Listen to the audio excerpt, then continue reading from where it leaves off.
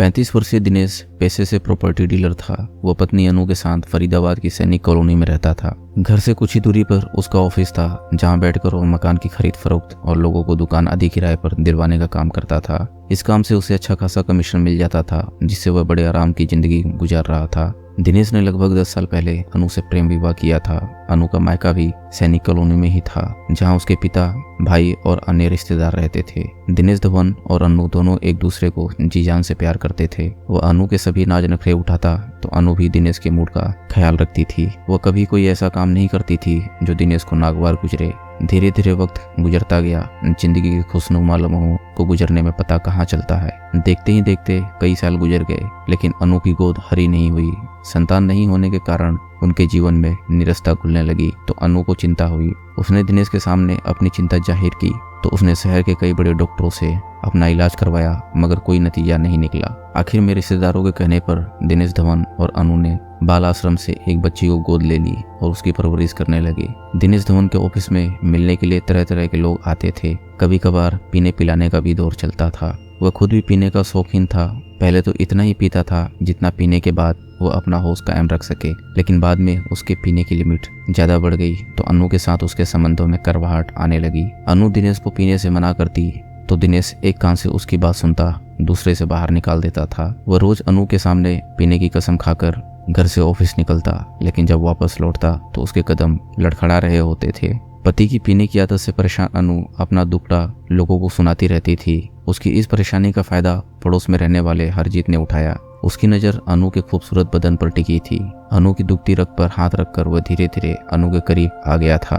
अनु को भी लगा एक हरजीत ही उसका दुख समझता है। वह कोई भी काम उसे कहती तो वह सबसे पहले अनु का काम पूरा करता, फिर बाद में अपना काम करता था। दिनेश की शराब पीने की लत के कारण हर रात अनु का उससे विवाद हो जाता था। सुबह उसके ऑफिस चले जाने के बाद अनु अपना दुखड़ा हरजीत को सुनाती थी। हरजीत पहले से अनु को पाने की फिराक में था। वह अनु की हाँ में हाँ मिलाकर उसके जख्मों पर मरहम लगाकर उसके कोमल दिल में अपनी जगह बनाने की कोशिश करता था।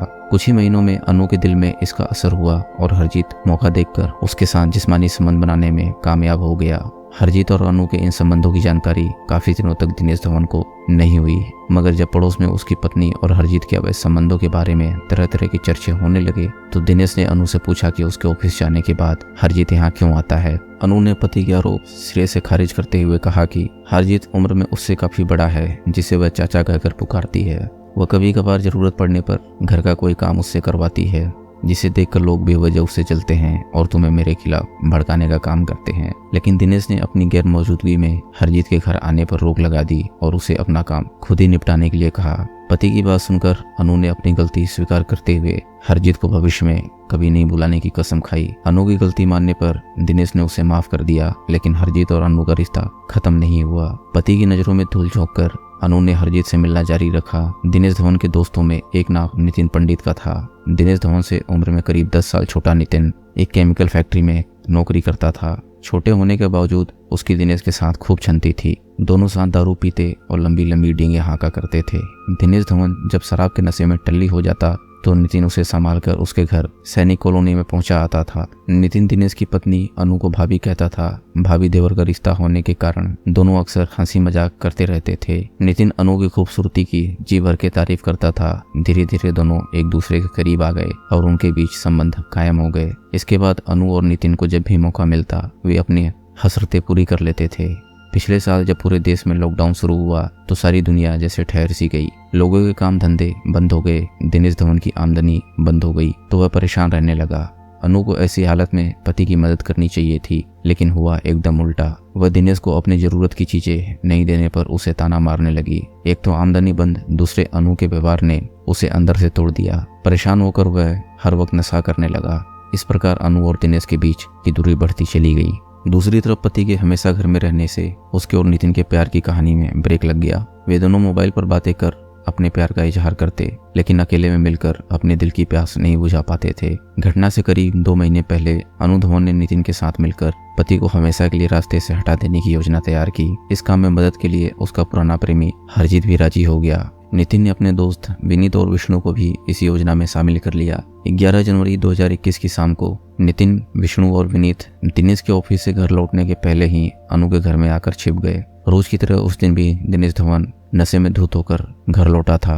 वह खाना खाकर सो गया। रात के लगभग 1 बजे अनु ने अपने प्रेमी नितिन से कहा कि दिनेश नशे में बेसुध है, उसका जल्दी से काम तमाम कर दो। अनु का इशारा पाकर नितिन, विष्णु और विनीत ने दबे पांव गहरी नींद में सो रहे दिनेश धवन के पास पहुंचे और गला दबाकर उसे मौत की नींद सुला दिया। कहीं वह जिंदा न रह जाए इसलिए उन्होंने उसके सिर पर भी डंडे मारे। सुबह लगभग 4 बजे हरजीत अनु के घर पहुंचा तो नितिन ने उसे कहा कि वह अपना काम कर चुका है, वह दिनेश की लाश को अच्छी तरह से पैक करके घर में छिपा दे, मौका मिलते ही वे लाश को कहीं ठिकाने लगा देंगे। इतना कहकर नितिन अपने दोस्तों के साथ अनु के घर से निकल गया। हरजीत ने दिनेश धवन की लाश बेडशीट और प्लास्टिक में पैक करके घर में छिपा दी। 4-5 दिन बाद जब लाश से बदबू आने लगी तब अनु ने घबराकर नितिन तथा हरजीत से उसे जल्दी ठिकाने लगाने के लिए कहा। तब 18 जनवरी 2021 को नितिन, हरजीत, विष्णु और दीपक अनु के घर पहुंचे और लाश को बेड के अंदर छिपा दी। फिर बेड सहित लाश को एक रेहड़ी के ऊपर डालकर गहरे नाले में के पास ले गए और ठिकाने लगा दी। जब रास्ते में लोगों ने बेड के बारे में पूछा तो हरजीत ने बताया कि वह बेड को रिपेयर कराने के लिए ले जा रहा है। लाश उन्होंने नाले में डाल दी। लाश ठिकाने लगाने के बाद हरजीत बेड को वापस अनु के घर ले आया, जिसे अनु ने घर की छत पर रखवा दिया।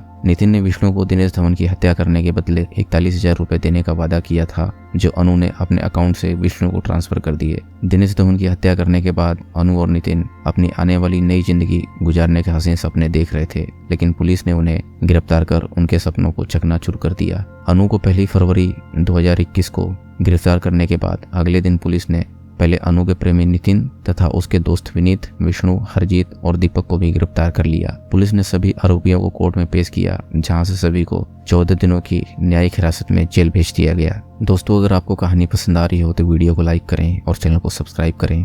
हम ऐसी मजेदार कहानियां आपके लिए लाते रहेंगे।